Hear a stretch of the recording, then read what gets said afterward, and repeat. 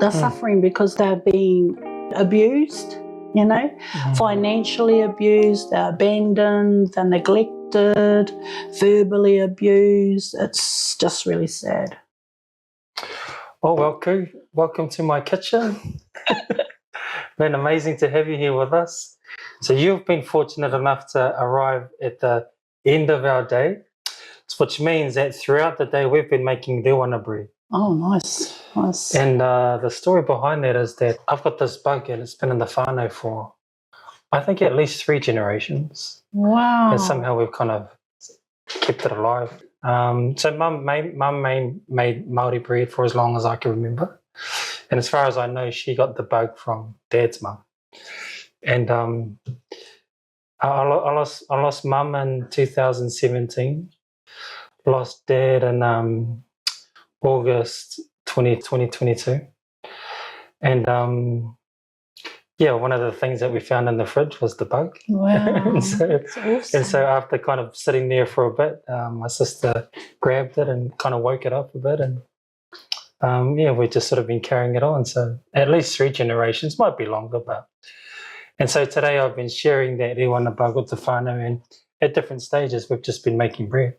Now the reason you've come at the right time is because now it's just time to eat it, really. So we've woke up the bug, we've sort of shaped it and put it together, and now I'm just going to pull it out of the oven, and we're just going to have some. Wow. Is that cool? Yes, that's great. All right, then. So we'll see how we go. So well, you got to have butter and jam, eh? Yes.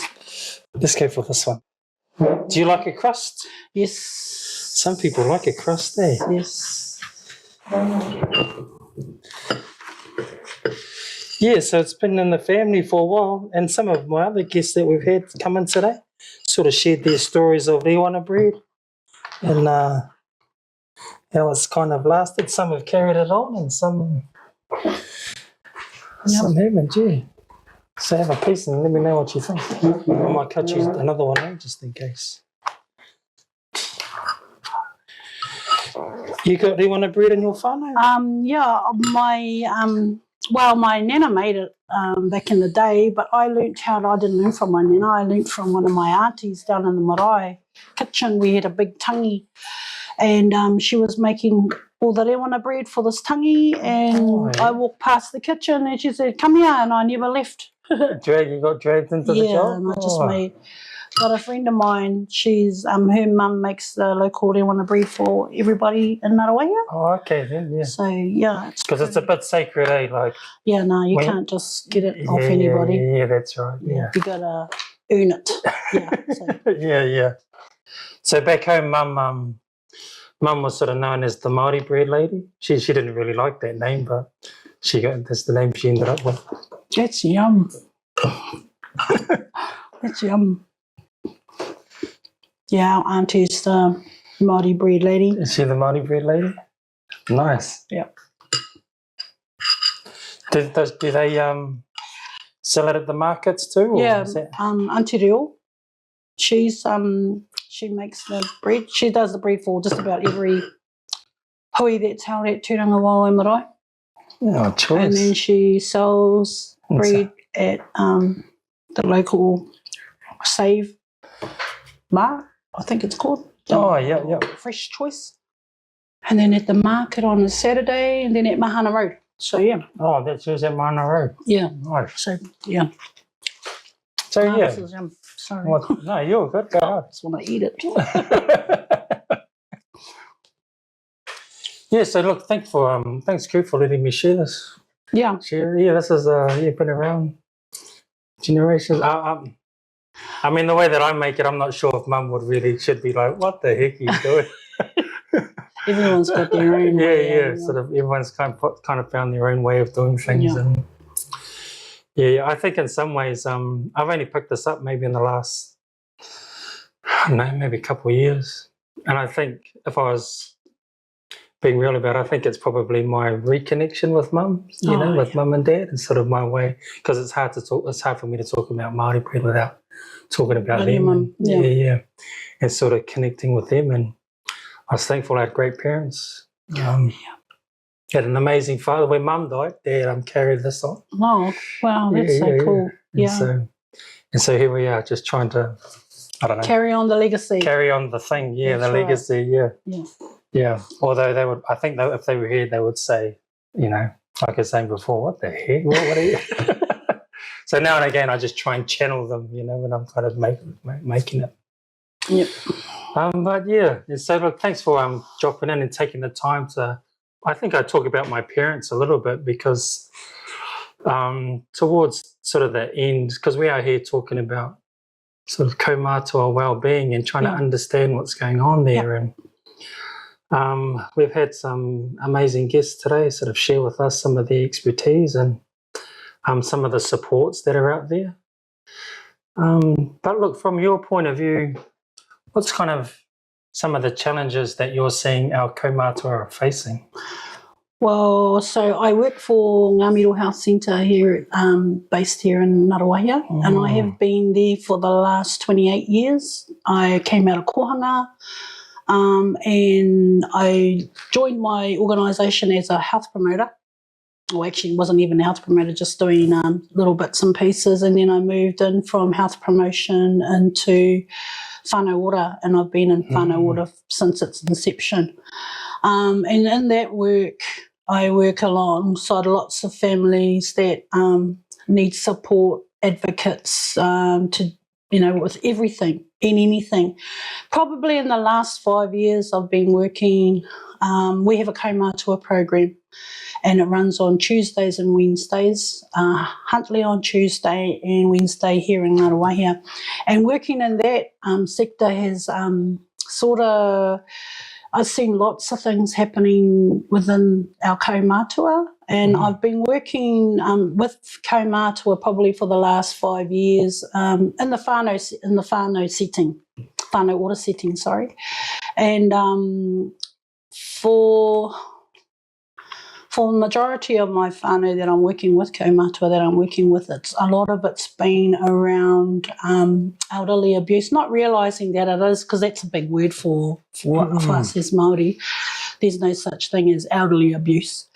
They look at it from another perspective with regards to, it's Pākehā-fied, you know, elderly abuse is psychological, financial, verbal, you know, for us it's just about how we're awhiing and manakiing our old people. A lot of our old people, our kaumātua, are being pressured into having their families still living with them. And so then they're having their mokopanas, their mokomokos, and then they have that financial stress of having to pay for, you know, like they're paying for their mortgages, paying the power, and no one else is paying in the house, so they're getting abused that way. They don't see it like that. Then they're getting whānau where they are being neglected and abandoned. And you know, like, you know, people say abandoned. Why? You know, that. What do you mean? And, or sometimes whānau, there's no room for you at my whare now, so you got to go and find your own whare. You know, and it's and it's out there, it's happening, and so what we try to do, it's pretty much what I'm doing, is I try to advocate for on behalf of our kaumātua, because they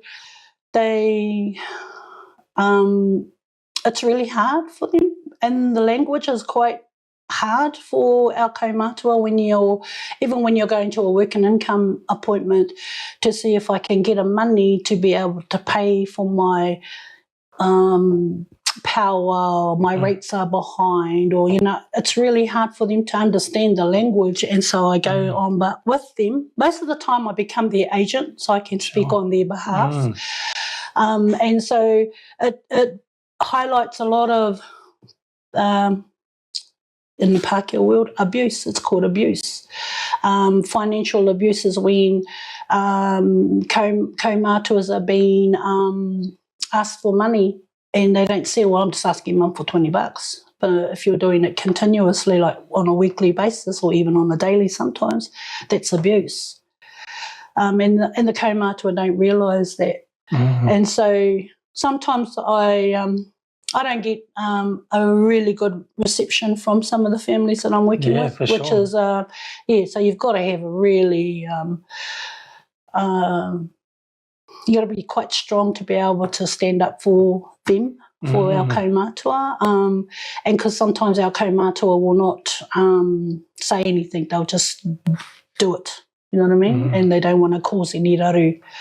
But it's becoming more prominent now with a lot of the people whānau that I'm working with. So yeah, it's not very healthy. Man, that's a lot. Yeah. Where is all this pressure sort of coming from, do you think? It's lots of it's financial, you know, abuse.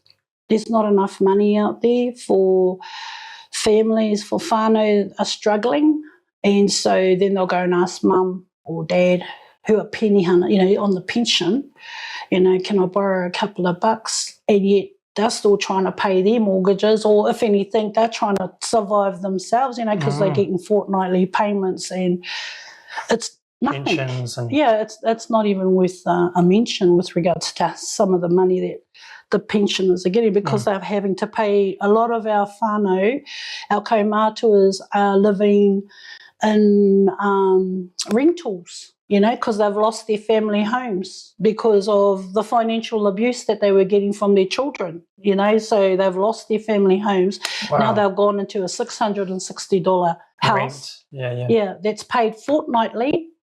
I mean, $660 a week, and then that's $1,200 a fortnight, and that kaumātua is not even getting that much money, you know, so we're looking for allowance. Let alone food. And then they've got in their house, they've got their son with his wife and their 6 kids, you know, so, and then she's in her little bedroom over here, you know, and they've got the run of the whole house but paying for nothing.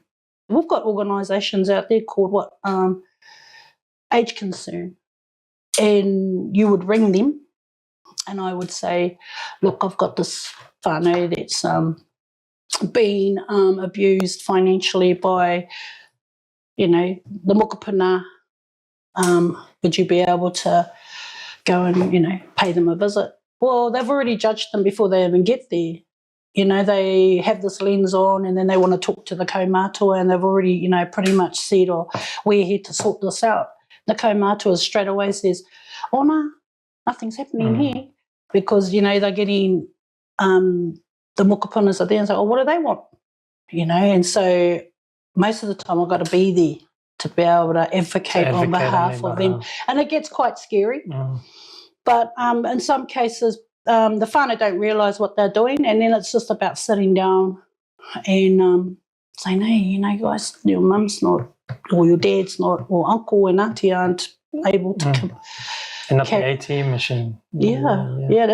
And a lot of it too, in recent, and probably in the last couple of years, with the high drug use that's happening at the moment in the community. You know, what's the effects of that you're seeing? Oh, it's quite scary, that standover tactics, wanting money, demanding money. Just sort of that threatening, intimidating behaviour towards our kaumātuas. Yeah. And the thing is, the scary thing is, it's their own. You know, it's their own tamariki, mokopuna, mokomoko, and just to be done with it, they'll give it. But then it doesn't stop. Hey, it just continues. It might be not this week and I'll have a break, but next week I'm coming, Nana. Hey.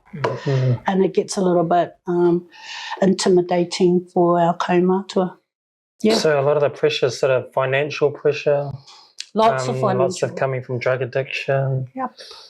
Just not trying to make ends meet, and it's just not working. Sharing accommodation, you know, having to overcrowding is quite rife at the moment.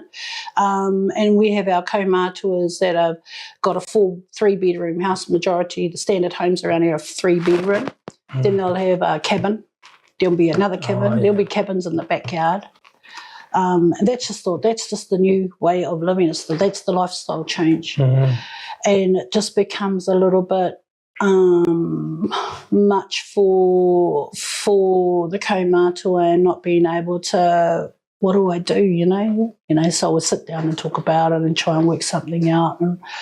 And then it might be, it's not even about what's happening to our kaumata. It might be that the whānau, her mokopuna, tamariki, might need support in finding them their own house, So the whole shift goes back to the whole whānau and not just the individual. It's like working with the whole whānau. Yeah, So the rarua I walked into was the kaumātua being abused financially, psychologically, but in actual fact, it's about the whānau needing some support and trying to get themselves accommodation, trying to get themselves on the, trying to make sure that we sort them out and so that they are all being looked after. Eh? Yeah. Sounds that like is a lot. That's a lot. It's happened. I've worked with a few kaumātuas in the last couple of months that have had need around accommodation and being able to advocate on their behalf with kāinga ora. But there's lots of rules and regulations that we have to follow, and it becomes a little bit disheartening for them when they get told you don't qualify, or even to have kaumātua in emergency housing. That's not. Is that not an option, or? There is. There is. Yeah, that is an option, and it's just trying to move them out of that situation, taking them out of that and getting them their own, because it becomes a little bit depressing for kaumātua having to deal with that. 1 minute you've got your beautiful home, and the next minute you get nothing. Because financially it was taken off you because your payments weren't being made because you were trying to support a habit of your mokopuna or your, it's just how it is generally for whānau. Gee, I might be just living under a rock, but, kaumātua homelessness. There is a bit of homelessness. A lot of, at the like for me, I've been working with whānau that are actually in emergency housing, kaumātua in emergency housing, and they are only allowed to stay there for up to 4 weeks, and then they try and shift them out. They try and shift them out on a weekly because they don't want to pay that money. And where are they going, or where are the safe places? Well, they don't really care where you go as long as you hurry up and get out. There. Yeah, so that's when we've got to go in and intervene and try and work alongside them to, we'll go to the meetings with Work and Income. Again, I have to support them because they don't know the language, because I talk to them and I said, all you need to do is push a button. Push the button so that it gets paid. They can stay another week, and to give me another week to try and find some accommodation for them. And then it's about building a relationship with kāinga ora. And so you find a representative of kāinga ora that you can communicate with, and that will be your point of call. You just go and talk to that person. I'm not talking to that one over there. I need to talk to her. She needs to talk to me. I'm trying to find this person accommodation. And then once we find it, there's rules and regulations. Nobody's allowed to stay over there. This kaumātua may not have might need support, but no, you can't have anyone stay there. Kāinga ora rules are that house is just for that one person, but you gave him a 2-bedroom house. How are you supposed, then now he's going to get, or she's going to get bullied, but the rules are... You mean by like whānau? Yeah, and the rules are they're not allowed. You're not allowed to have another person in that house. And if you are found with someone in that house, you're booted out and you'll never be able to get a kāinga ora house again.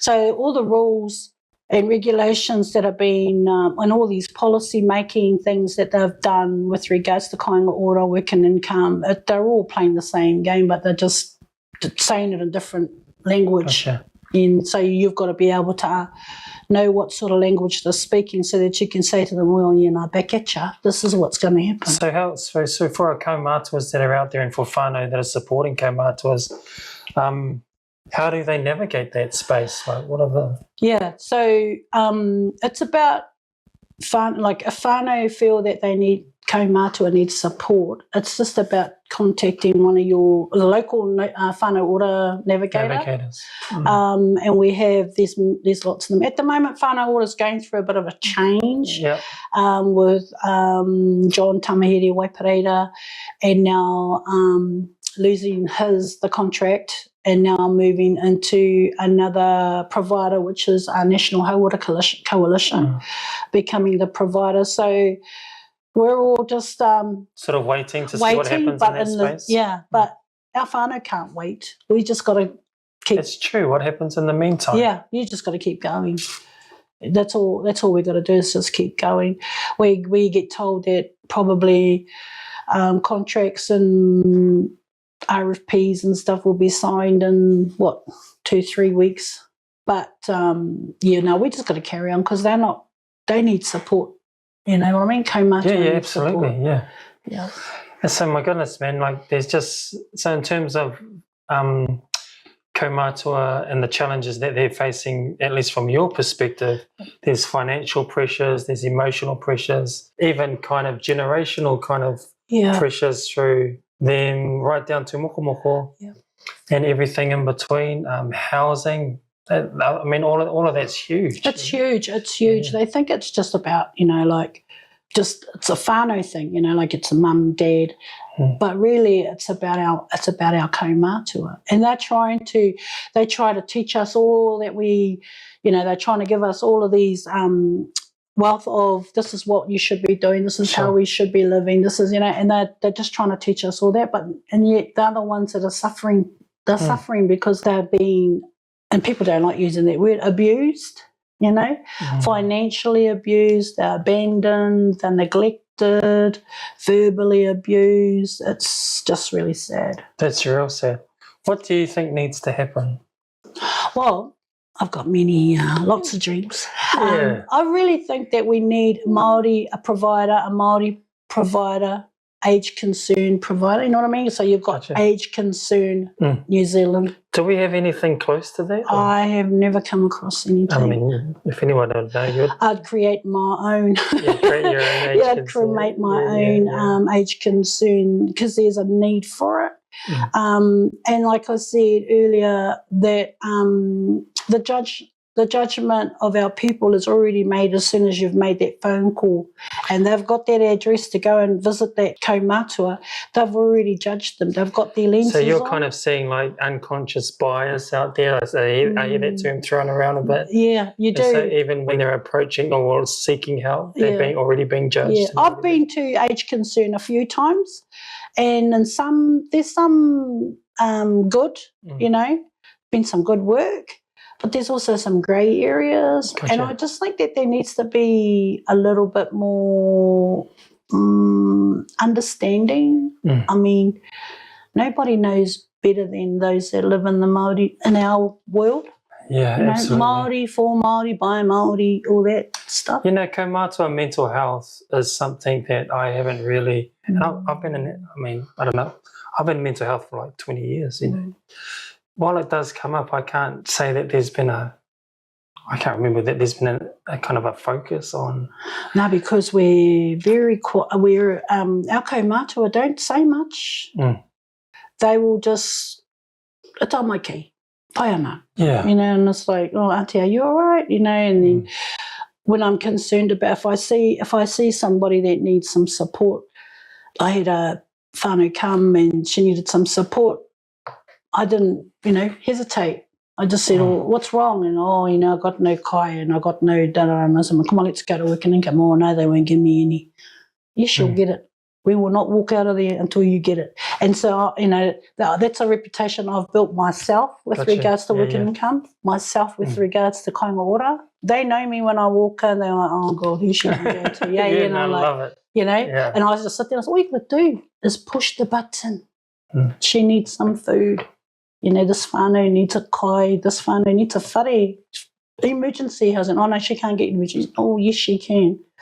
I know the person that owns that hotel. I will ring her and she says there's a room there, you're going to pay for it. Because I can't have them out on the road. Where are they going to go? So it's all about building that reputation making sure that people understand that they'll come to me and they'll say, I'll go and see ku. Yeah. You know, kaumātua grants. Oh, I did my kaumātua grant. They said I couldn't get it. Go and see ku. Go and see ku. You know, oh, I need to get the darara. Go and see ku. That might be the take-home message to wrap this up, Ku. If we're just sort of not sure where to go, or just ring ku. That's the answer. Let's do that. Yeah.